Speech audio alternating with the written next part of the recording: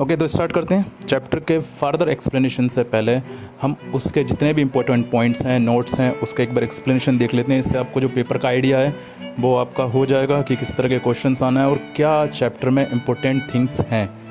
तो स्टार्टिंग करते हैं चैप्टर थर्ड का, जिसका नाम है नेशनलिज्म इन इंडिया। इसका जो फर्स्ट टॉपिक है उससे रिलेटेड क्या क्या है इसमें, लाइक फर्स्ट वर्ल्ड वार, खिलाफत and non cooperation movement. And अगर हम खिलाफत एंड नॉन कोऑपरेशन मूवमेंट की बात करें, दोनों सेम ही वर्ड हैं, इनका मीनिंग लगभग सेम है। इन उर्दू इट इज़ खिलाफत and in English it is non cooperation movement and in Hindi it is असहयोग आंदोलन। सो इसका फर्स्ट पॉइंट देखते हैं। फर्स्ट पॉइंट क्या है? National movement was spreading in new areas in 1919 and incorporating new social groups and developing new models of struggle. So जो national movement था वो 1919 में काफ़ी ज़्यादा बढ़ता चला गया। उसने नए एरियाज़ तलाश लिए। मीन्स पहले वो जहाँ तक दिल्ली में, बंगाल में सीमित था, अब वो नए एरियाज़ में पहुँच गया। And incorporating new social groups, उसमें नए सोशल ग्रुप्स भी जुड़ गए। मीन्स नए समाज, जो क्लासेस थी जो कि पहले इसको नहीं फॉलो करती थी, कुछ मिडिल क्लासेस थी, कुछ रिच क्लासेस थी, ज़मींदार वगैरह, जो कि इसको सपोर्ट नहीं करते थे, अब वो इसके सपोर्ट में आ गए। And developing new modes of struggle, और उन्होंने अब एक नए तरीके जो स्ट्रगल था उसके ढूंढ लिए, और उन नए तरीक़ों में ही हमारा नॉन कोऑपरेशन मूवमेंट भी आता है। इसको शुरुआत किसने किया? इसको शुरुआत किया था महात्मा गांधी ने। सो महात्मा गांधी एक इम्पोर्टेंट टॉपिक है इस चैप्टर के अंदर। सेकेंड पॉइंट भी इसीलिए है, Mahatma Gandhi came to India and the idea of satyagraha emphasized the power of truth and the need of search for truth। so Mahatma Gandhi ने किसका आइडिया दिया? उन्होंने सत्याग्रह का आइडिया दिया। मीन्स वो अहिंसा एंड सत्य का मार्ग अपनाएंगे एंड इसके थ्रू स्ट्रगल करेंगे एंड जो सत्य है उसकी खोज करेंगे। मीन्स वो ट्रू वे में अपना स्ट्रगल आगे बढ़ाएंगे।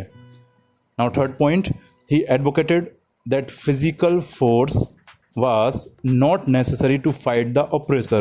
उन्होंने कहा कि फिज़िकल फोर्स मीन्स ताकत की ज़रूरत नहीं है, हम उनसे सिर्फ सच्चाई की बात करें और उनको सही राह दिखाएं कि सही और गलत क्या है। आप जो हमारे साथ कर रहे हो वो गलत है, सिर्फ इतना बता देंगे तो भी वो हमारा जो बात है उसको मानेंगे और हमारा सपोर्ट करेंगे।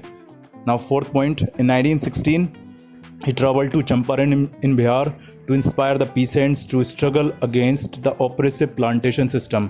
so 1916 में वो चंपारण जो कि बिहार में है वहाँ गए और उन्होंने जो वहाँ पर प्लांटेशन सिस्टम था, किस तरीके से जो प्लांटर्स थे, जो कि ब्लू रिविलियन में आप पढ़ चुके हो कि उन्होंने किस तरीके से वहाँ पर इंडिगो की खेती की थी, उनसे सताए हुए किसानों के साथ मिलकर स्ट्रगल किया।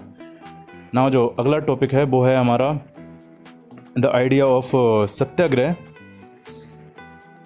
महात्मा गांधी जो कि इस चैप्टर के अंदर काफ़ी इम्पोर्टेंट टॉपिक के रूप में है, उनका जो सत्याग्रह का आइडिया था वो क्या था वो हम देखते हैं इसमें एंड उससे जुड़े हुए कुछ खास important points. First one is Mahatma Gandhi return to India in January 1915। His heroic fight for the Indians in South Africa was well known। so उनको साउथ अफ्रीका में पहले ही काफ़ी पहचान मिल गई थी। उन्होंने काफ़ी ज़्यादा स्ट्रगल किया था वहाँ पर, हमारे इंडियंस को सपोर्ट किया था उनके स्ट्रगल को और उसको काफ़ी आगे तक ले गए थे।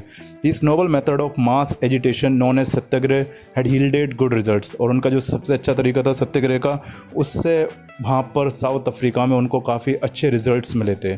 The idea of satyagraha emphasized the power of truth and the need to search for truth। so सत्याग्रह में क्या बताते थे वो कि सत्य की कितनी ज़्यादा ताकत है एंड हमको सत्य खोजना चाहिए। एंड सत्य खोजने का मतलब यहाँ पर है कि किस तरीके से वो लोगों को बताएं कि सच्चाई क्या है, उनके द्वारा जो काम किए जा रहे हैं, मीन्स जो रूलर्स हैं, कॉलोनाइजर्स हैं, उनने जो किया है वो किस तरीके से गलत है और उसको कैसे कम किया जा सकता है।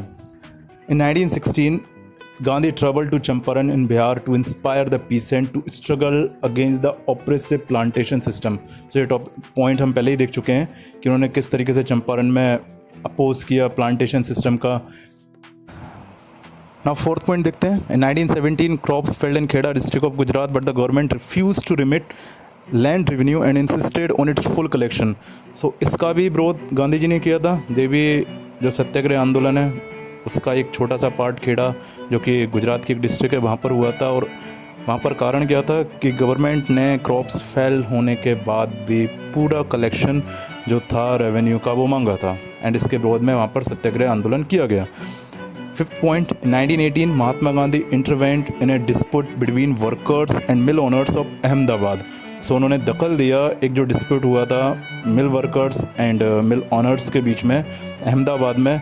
ही advise to workers to go on strike and to demand a 35% increase in wages. और उन्होंने वर्कर्स से कहा कि आप स्ट्राइक पे जाइए, मींस किसी तरह का लड़ाई झगड़ा करने की जरूरत नहीं है, आप स्ट्राइक करिए, हड़ताल करिए, एंड जो वेजेस हैं मींस जो पेमेंट है उनकी उसमें 35% इंक्रीज़ की डिमांड कीजिए, जो कि बाद में सफल भी हुई थी, मिल ओनर्स मान गए थे। Now six point, satyagraha brought Gandhi ji's into close touch with the workers in the urban areas. Satyagraha ने जो वर्कर्स थे उनको गांधी जी के करीब ले आए थे।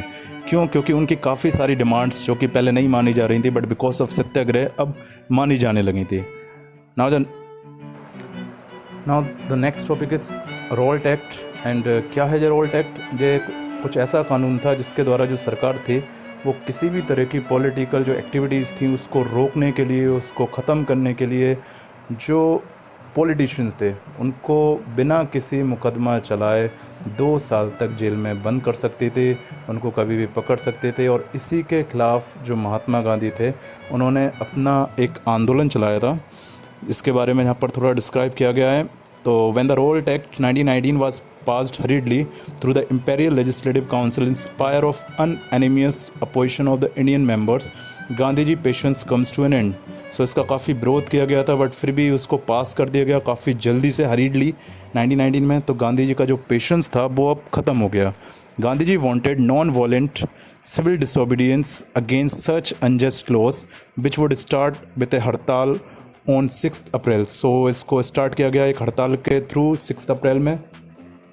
6 April 1919 was observed as Satyagrah Day when people all over the country observed fast and हड़ताल।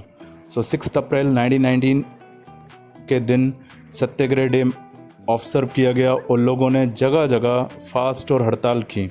In 1919 the country witnessed a remarkable political awakening in India। So 1919 में जो कंट्री थी उसने काफ़ी बड़ा एक इम्प्रूवमेंट देखा, लोगों ने राजनीतिक तौर पे जुड़ना चालू करा इंडिया में। Local leaders were picked up from Amritsar and Mahatma Gandhi was barred from entering Delhi. So जो लोकल लीडर्स थे उनको अमृतसर वगैरह से जेल में डाल दिया गया एंड महात्मा गांधी को दिल्ली में एंट्री देने का ही मना कर दिया, मीन्स उनको दिल्ली से बाहर कर दिया। On 10 April the police in Amritsar fired upon a peaceful procession provoking widespread attacks on banks. जो जालियनवाला बाग मैसेकर था वो भी हुआ एंड इस टॉपिक को हम नेक्स्ट वीडियो में देखेंगे। सो इसी के साथ थैंक यू।